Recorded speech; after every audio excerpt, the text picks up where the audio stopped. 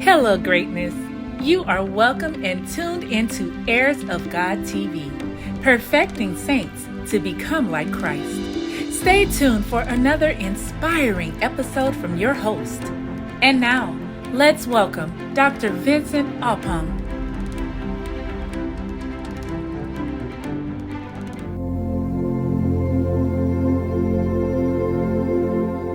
Hello, greatness. How are you doing today? I believe you are doing fabulous. We want to continue in part 2 of Christ in You. We are on lesson number 34. Dwell deep. Lesson number 34. Dwell deep. We have 11 more lessons to go. He said, "You are spirit, soul, and body. The spirit, the innermost, is clothed upon by the soul. And the body is the vehicle for manifestation." So you are a spirit and you are clothed by your soul and inhabited by a vehicle called the body, which is there to help to manifest that which is happening within your spirit. My goodness. Your wholeness depends upon the one consciousness and the active cooperation of your soul and your body. Knowing only Claude brings into operation hidden laws, at present unknown to you. You develop spiritual powers which have hitherto lain dormant, and your whole being begins to live. Your hearing, seeing, touching, and the power to communicate belong to the soul. They are transmitted to a denser body for a divine purpose. The soul has great responsibilities, and everything depends upon her obedience to the Lord and the Master, and to her transfer of spiritual desire to the outer body. Afore than this, by true living, you send forth spiritual vibrations, currents of blessing and healing, and all are helped by your radiant and pure environment.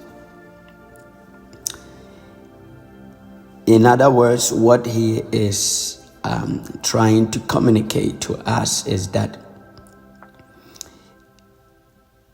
we are spirit beings clothed with the soul and living in a body which helps with the manifestation of the things that are in the spirit, communicated through the soul and brought into manifestation in the body, right? So the soul has that great responsibility of capturing that which is in the spirit and enforcing that through the body for the manifestation in the outer world, right?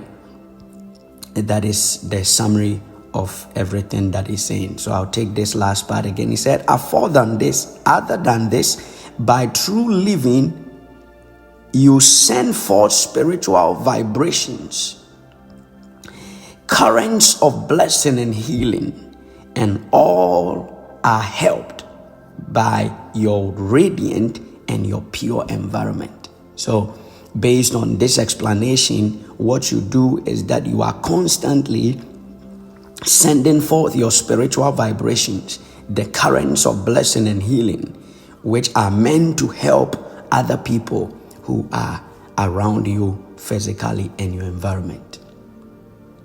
Right? There's something in my spirit, but I'll hold on to it for later. So let's go on. He said, "Every spiritual desire which is expressed through the outer body, goes on and obeys a higher law. It is never lost. I'll take it again. Every spiritual desire that is expressed through the outer body goes on and obeys a higher law. It is never lost. Never mind if you do not see the results. I tell you, the results of every noble thought expressed has far-reaching effects, and you will know one day that the faintest longing desire that you ever had has been satisfied. That's why I always say that the desires of a man are the very yearnings of God that is seeking expression in life. When you meditate or pray, it is the soul and not the body that opens to the spirit.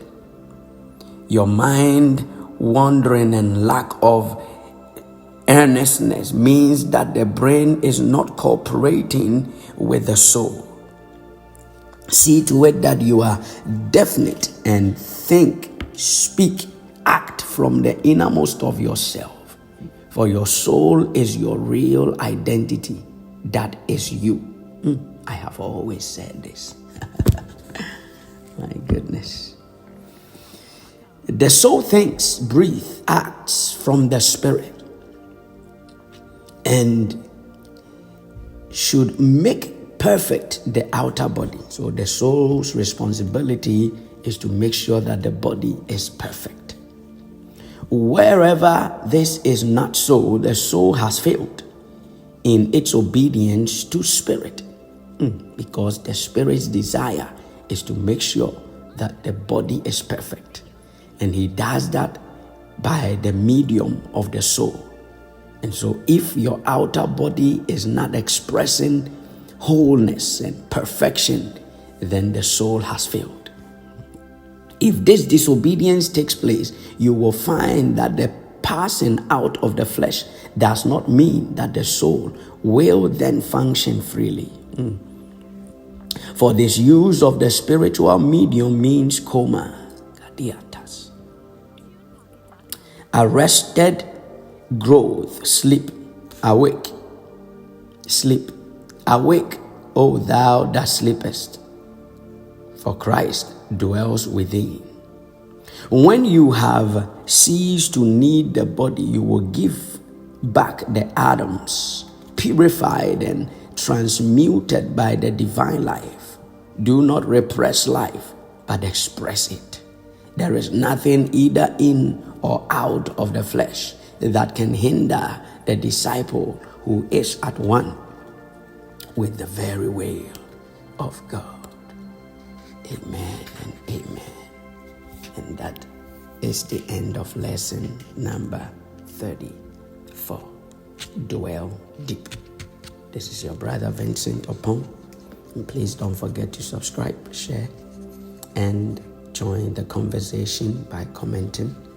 Press the like button, hit the notification bell so you don't miss out on becoming all you were born to be. I love you, and I'll see you in the next lesson. Bye-bye.